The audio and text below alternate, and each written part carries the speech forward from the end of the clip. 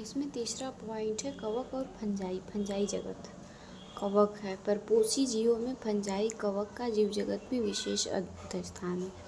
कवक जो होता है, परपोषी जीवों में फंजाई कवक का जीव जगत में विशेष अद्भुत स्थान है और इनके आकार और वासस्थान में बहुत विभिन्नता होती है।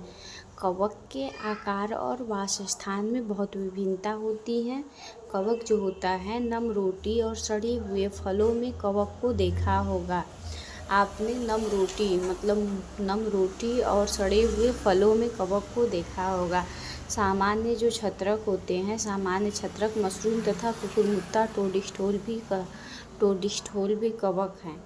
सामान्य छत्रक, मशरूम तथा कुकुरमुत्ता ये सभी टोडिस्टोल के कवक हैं। और सामान्य छत्रक, मशरूम तथा कुकुरमुत्ता टोडिस्टोल भी कवक हैं। सरसों की पत्तियों पर स्थित सफ़ेद धब्बे परजीवी फंजाई के कारण होते हैं। आपने सरसों की पत्ती पर देखा होगा सफ़ेद जो धब्बे लगे होते हैं, वे फंजाई कवक के कारण होता है, परजीवी फंजाई के कारण होता है। और एक कोशिक फंजाई जैसे में देख लेते हैं। जो एक कोशिक फंजाई होते हैं, जैसे ईस्ट का उपयोग रोटी और बियर बनाने में किया जाता है। ईस्ट का उपयोग कहाँ किया जाता है? रोटी और बियर बनाने में किया जाता है। और उदाहरण में जैसे देख लेते हैं, गेहूं में कीट रोग पक्सिनिया के कारण होता है। गेहूं में जो कीट रोग होता है वो पक्सिनिया के कारण होता है। गेहूं में कीट नामक एक रोग होता है, वो किसके कारण होता है? पक्सिनिया के कारण होता है। कुछ फंगल जैसे पेनिसिलियम से प्रतिजैविक एंटीबायोटिक का निर्माण होता है। कुछ फंगल जैसे पेनिसिलियम में प्रतिजैविक एंटीबायोटिक का निर्माण होता है। फंजाई विश्वव्यापी। फंजाई क्या है? विश्वव्यापी है। ये हवा, जल, मिट्टी में तथा जंतु और पौधों में पाए जाते हैं। फंजाई विश्वव्यापी है और ये हवा, जल, मिट्टी तथा जंतु और पौधों में पाए जाते हैं। गर्म और नम स्थानों में सरलता से उग जाते हैं। कवक जो होते हैं, गर्म और नम स्थान में बहुत सरलता से उग जाते हैं। फंजाई तंतुमयी है। फंजाई क्या है? तंतुमयी है। ईस्ट एक कोशिक हैं। फंजाई तंतुमयी है। ईस्ट एक कोशिक हैं। इनका अपवाद है, ये लंबी पतले धागे की तरह की संरचनाएं होती हैं, जिन्हें कवक तंतु कहते हैं।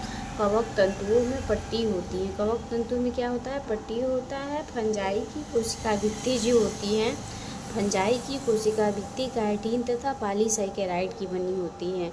फंजाई की जो कोशिका भित्ति होती है, काइटिन तथा पॉलीसैकेराइड की बनी होती है। फंजाई की कोशिका भित्ति काइटिन तथा पॉलीसैकेराइड की बनी होती है। अधिकांश फंजाई परपोषी होते हैं।